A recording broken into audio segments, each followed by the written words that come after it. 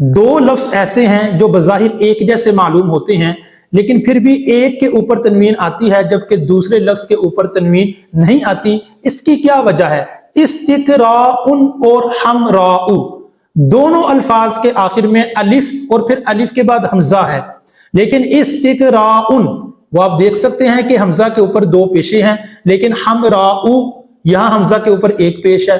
तो बहुत से तलबा इस बारे में कंफ्यूज रहते हैं कि आखिर क्या वजह है। सबसे पहले तो आपको बड़े आसान तरीके से बगैर मुश्किल इस्तिलाहात को इस्तेमाल किए एक बात आपको बता दी जाए कि देखें, अलिफ के बाद अगर हमजा आए और वो हमजा हो लाम कलिमा के मुकाबले में, इस्तिक़राउन का वजन निकालने तो बनेगा इस्तिफ़ालुन, तो हमजा लाम के मुकाबले में आएगा।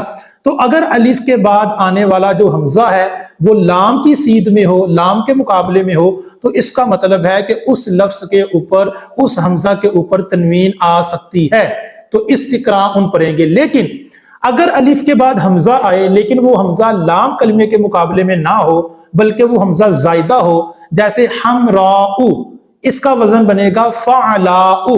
तो आप देखें हमराउ फ़अलाउ, तो फ़ा आइन लाम पीछे रह जाता है। तो इससे पता चला कि हमराउ में जो हमजा है वो जायदा है, वो लाम कलमे के मुकाबले में नहीं आ रहा।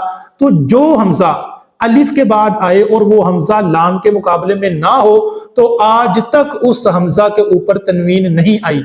ये एक आसान गुफ्तगू की तरह था, इसको आप एक फनी तरीके से समझ सकते हैं कि इस्तिक़राउन गैर मुनसरिफ नहीं है, हमराउ गैर मुनसरिफ है। हमराउ में अलिफ ममदूदा पाया जाता है।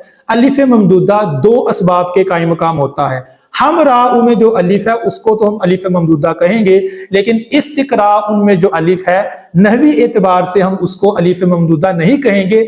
अलिफ ममदूदा की तारीफ ये होगी कि वो अलिफ जिसके बाद हमजा जायदा हो। तो हमराउ में तो वो अलिफ ममदूदा है जो गैर मुनसरिफ बनेगा, लिहाजा तनवीन नहीं आएगी, लेकिन इस्तिक़राउन में जो हमजा वो लाम के मुकाबले में है, लिहाजा उस पर तनवीन आ सकती है।